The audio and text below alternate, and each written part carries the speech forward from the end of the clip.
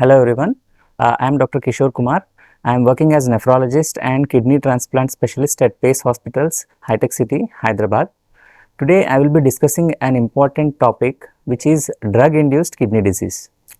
So, as we all know, medications have become a common part of our day-to-day lives, and over-the-counter medications without prescriptions are available in almost all the medical shops for routine infections, for bodily pains and non-specific symptoms and upper respiratory tract infections.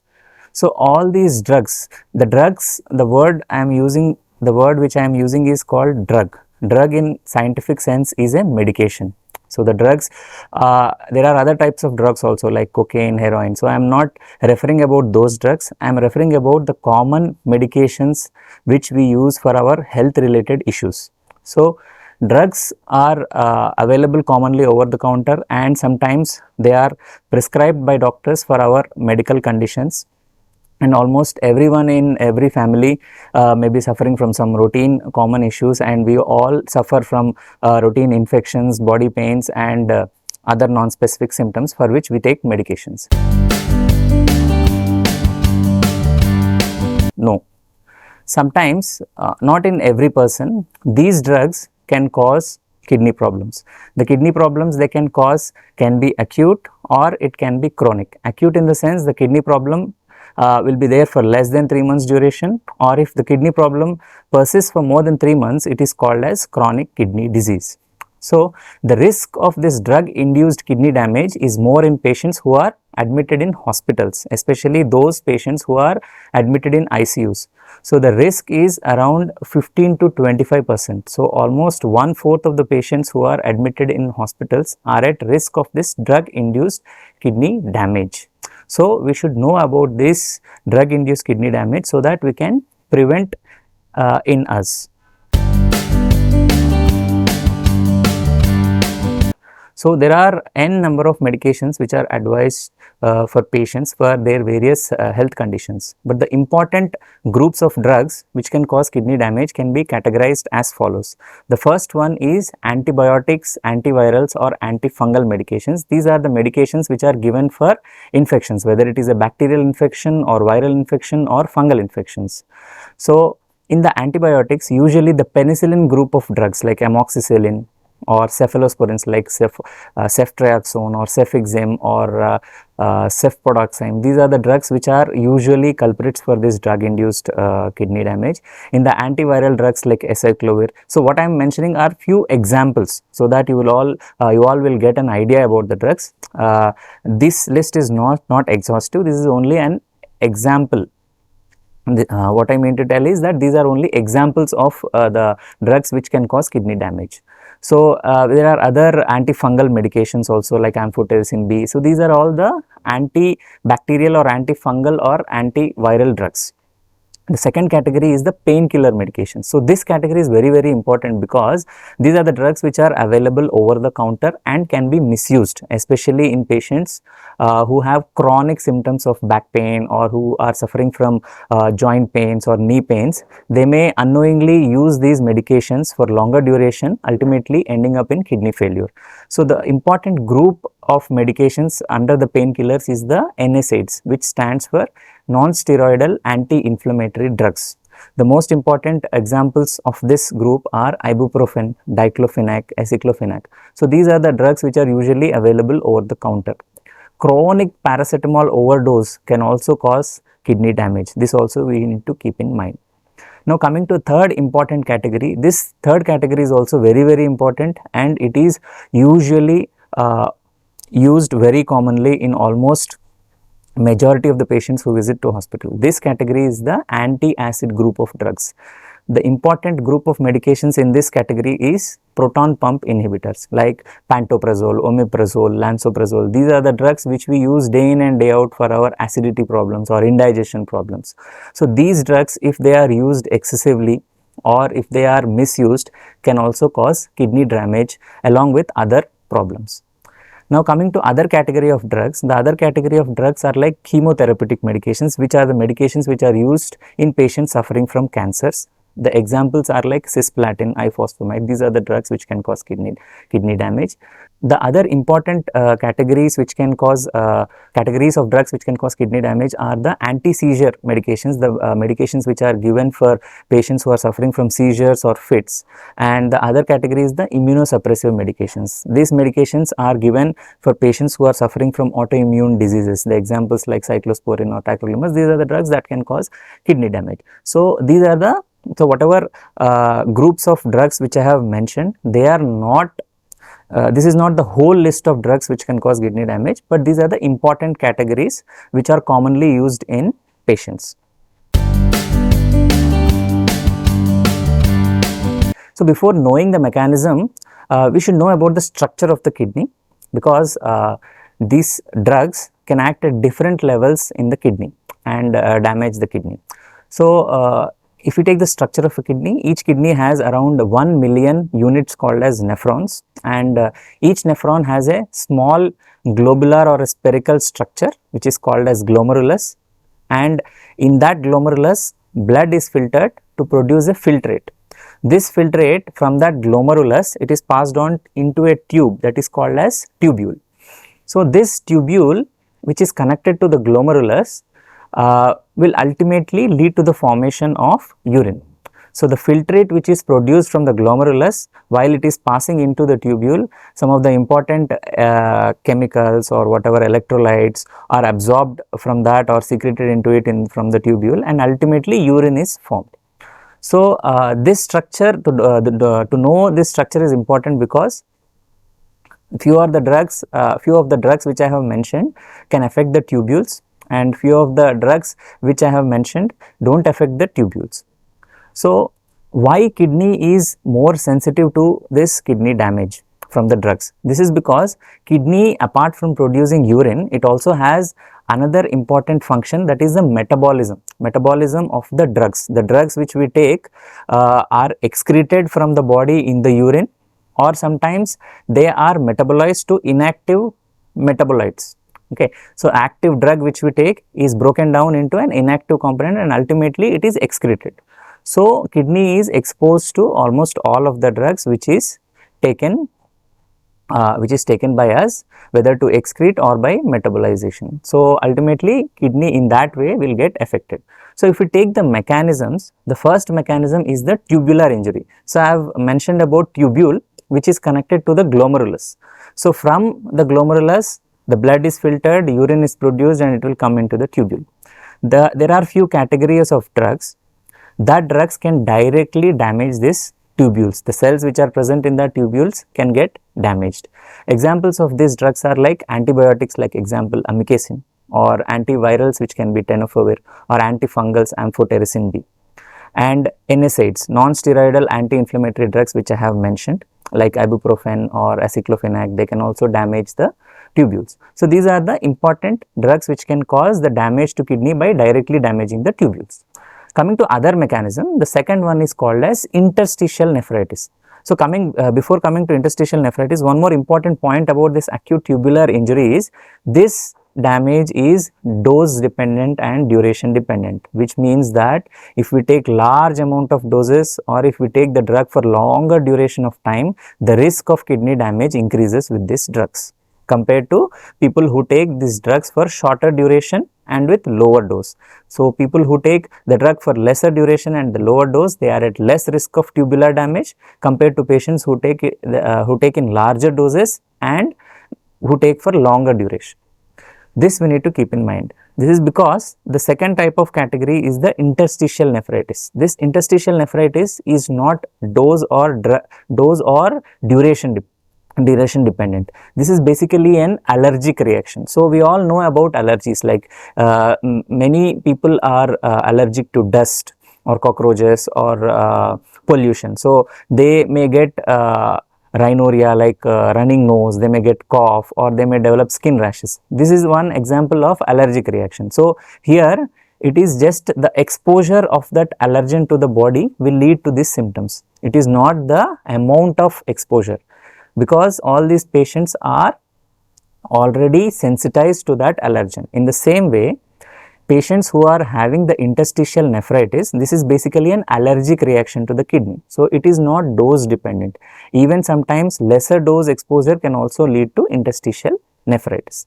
In the interstitial nephritis, what will happen is this drug which we have taken will act as an allergen and it will lead to stimulation of our immunity, and that immune damage will lead to the kidney damage. So, this is the second category. In the second category, what are the medications that can cause allergic interstitial nephritis?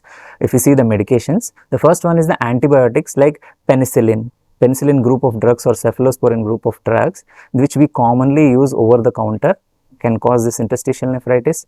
Or again, the NSAIDs like painkillers can also cause this interstitial nephritis. The third one is the most important one, is the anti-acid medications like pantoprazole, omeprazole. They can also cause the allergic interstitial nephritis. So, this is the second mechanism by which kidney can get damaged. Coming to the third mechanism is sometimes the drugs which we take can get crystallized and they can form small precipitates in that tubules, and that can damage the tubule or block the tubule of the nephron. So, this is the third mechanism. In the third mechanism, usually the antiviral drugs are there, and sometimes chemotherapy drugs can also cause this type of damage. The fourth mechanism is the kidney as such will not be damaged. In the fourth mechanism, the blood supply to the kidney will be decreased.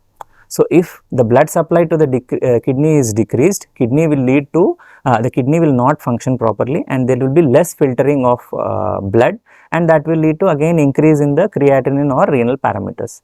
So, the category of medications which can cause this type of damage are used in day-to-day life, like the blood pressure medications like angiotensin receptor blockers or angiotensin converting enzyme inhibitors, like examples being telmisartan, losartan, or ramipril, or sometimes the newer category of drugs like SGLT2 inhibitors like dapagliflozin. These are commonly used for almost all the diabetic patients. So, one precaution which is important in all these patients who are taking this telmisartan or losartan or dapagliflozin is that these medications should not be used if the patient is not well, like if they are dehydrated, or if they are having vomiting, loose motions, or if they are about to undergo a surgery, or if they are suffering from fever during which their intake is decreased. Basically, during all these episodes, like during vomiting or fever or before surgery, there will be dehydration. Basically, if the patient is not taking properly food, or if they are losing water from the body in vomitings or loose stools, there will be less blood in the body. As such, less blood means that less blood is going to kidneys, and if we are taking these medications which can decrease the blood supply, we are further decreasing the blood supply to the kidney. So, any patient who is taking this dapagliflozin or angiotensin receptor blockers or inhibitors, they should not be taken during the times of illness. This is an important thing which should be kept in mind. So, as I have mentioned previously, any person can get this kidney damage at any time because of the drugs, but there are few categories of people who are at increased risk. Okay, especially from the medications which can damage the tubules.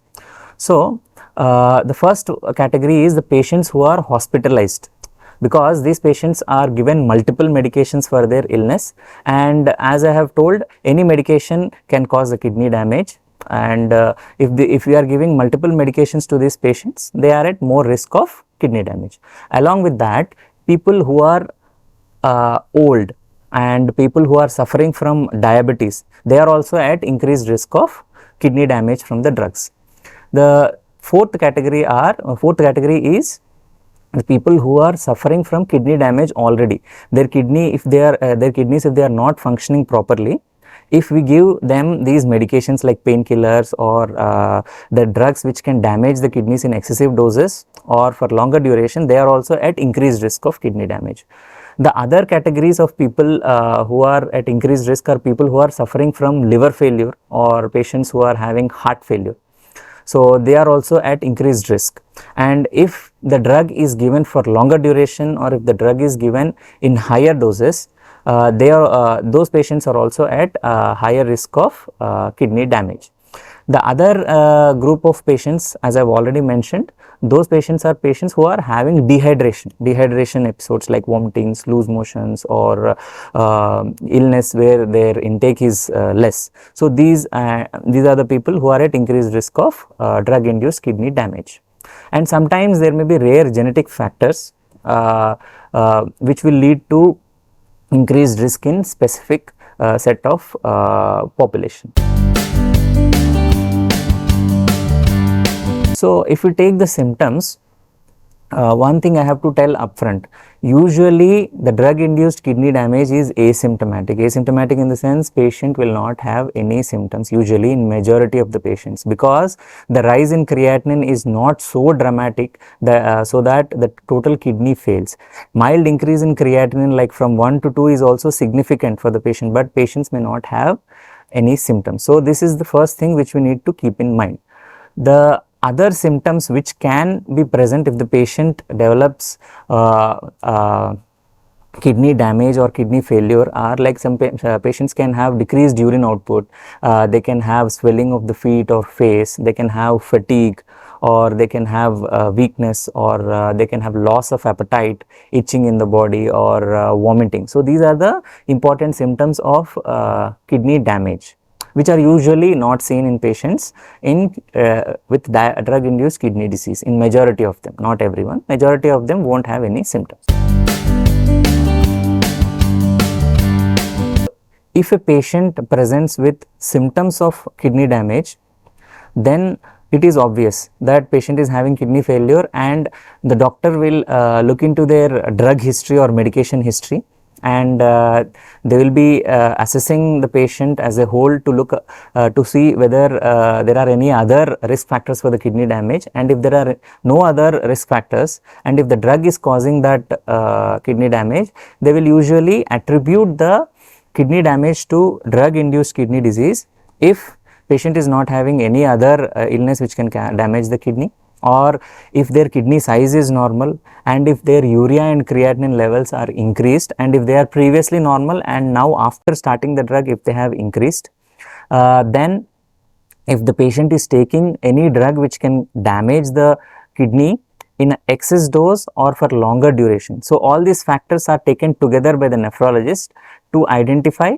whether the drug is causing the kidney damage or not. Sometimes there will be no clarity even after taking all these things into consideration.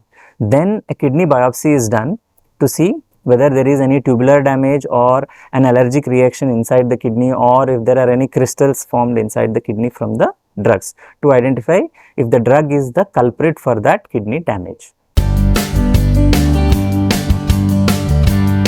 If we diagnose a drug induced kidney disease, the first and the foremost thing is to stop that drug, the culprit drug. So the doctor's job or the nephrologist's job here is to identify which drug is causing that kidney damage and immediately stop it. If the drug cannot be stopped, then he will assess whether the patient is taking the adequate dose, or if the patient is taking very higher dose, or if he is taking for longer duration, then he may decrease the dose of the drug. Usually by doing this measures, by following these measures like decreasing the drug or cutting short the duration of the treatment, the kidney function recovers. Sometimes even after stopping the drug or decreasing the dose of the drugs, the kidney function may not recover. If the kidney function recovers usually within a week, that is fine. If it is not recovering, then we may have to give something called as steroids. So these corticosteroid medications are used in patients who are having biopsy proven interstitial nephritis for the recovery of the kidney. So if we take the treatment, the first thing is to identify the drug, immediately stop it. If you are not able to stop it, decrease the dose which is effective, or cut short the duration of the treatment. If these two measures are not effective, then if biopsy is showing interstitial nephritis, then steroids can be given to this patient. So this is decided by the nephrologist treating the patient. So as I have already mentioned, interstitial nephritis is an allergic reaction which can happen to any person anytime, even with a single dose. That type of injury may or may not be prevented, but the tubular damage, the drugs which can damage the tubules, and this type of injury which is dose and duration dependent, can be prevented. So, before taking any medication from the doctor, you have to inform the treating doctor about all of your all the comorbidities or all the medical conditions which you are suffering from, like whether it is diabetes mellitus or it is a chronic kidney disease, or if you are taking any other medications, even if they are painkillers or any ayurvedic or homeopathic or any other alternative medications, because there can be unknown interactions between the drugs which can lead to excess levels of the medications in the blood, which can lead to kidney damage. And the other things which you have to do is, after informing your all conditions to the doctor, you have to be very vigilant for the symptoms. If you are developing any new symptoms after starting this drug, you have to inform the doctor right away, so that he will do the routine blood test like urine examination or kidney function test, and then he will identify if the kidneys are damaged, and then he will decrease the doses of the drugs or change the drugs appropriately. And then the third thing which you have to do is, if the doctor prescribes a routine blood investigations after starting a drug, it is your duty to get those tests, because any test which is prescribed by doctor will be prescribed for a reason, to identify if the drugs are causing a damage to kidney or not. The most common example for this is, after starting angiotensin receptor blockers like losartan, telmisartan, or SGLT2 inhibitors like dapagliflozin, we usually repeat a creatinine of the patient or potassium level after a week to 10 days. This is a usual standard protocol, because we don't know which patient is how much sensitive to that drugs. So these are the precautions which we can take. So the other important precaution which we can take is by staying hydrated adequately, because I have already mentioned states of dehydration can further precipitate the kidney damage from these drugs. So staying hydrated is important while taking the drugs which can cause kidney damage. So this is in short about kidney damage from drugs, and after gaining this knowledge, I hope you all will be vigilant while taking any of the medications over the counter, especially painkillers. I am repeating 3 times, because we have seen many number of patients who have taken painkillers for long duration and ultimately landed in kidney failure.